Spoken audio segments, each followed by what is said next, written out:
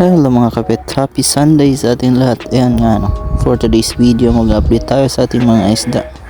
Kasi nga meron tayong good news or bad news. So bago yan, dito muna tayo sa ating mga redhead. Ayan malalaki na sila. So next month or sa February pwede na tayong maka-out nito pag nagkaling na tayo. Kasi nga medyo marami rin kasi ito, and magsiselect lang tayo ng ilan lang. Ayan, and dito naman ito yung mga golden zebra natin. Ayan ito yung mga 3 weeks, so magpo 4 weeks na to. Medyo mabagal lang yung paglaki nila, pero ayan, healthy naman.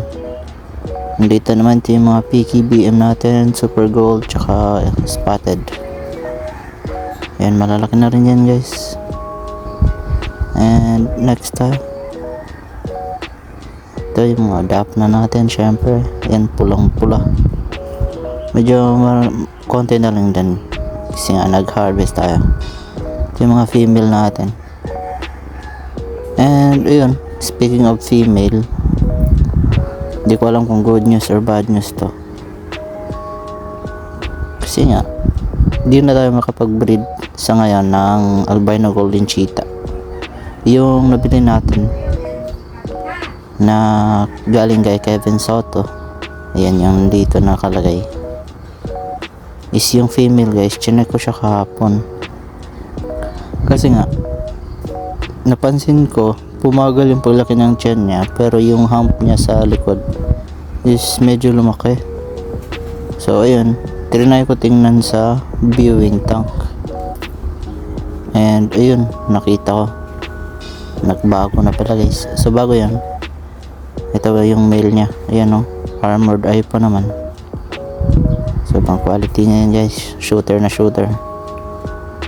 Napapansin ko rin yung male ko, ito siya, hindi na niya hinahabol yung kasama niya.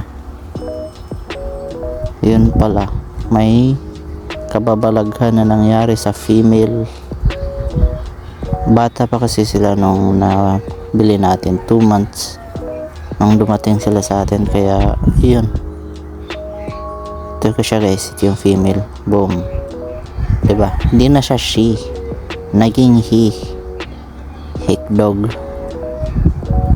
Ayan nag-hump, pero ayan male, literal na from she to he. So ayun, isa pala siyang male na late bloomer, so tinatawag na she male sa mga balloon. Ayan, so kalimitan na nangyayari to sa mga talaga late bloomers, kasi nga so maliit pa sila, parang female, or yung nila sa ilalim is pang female, pero pagdating na mga 3 months pataas, yun na lumalabas na male. And yun nga sa tingin nyo, good news ba or bad news?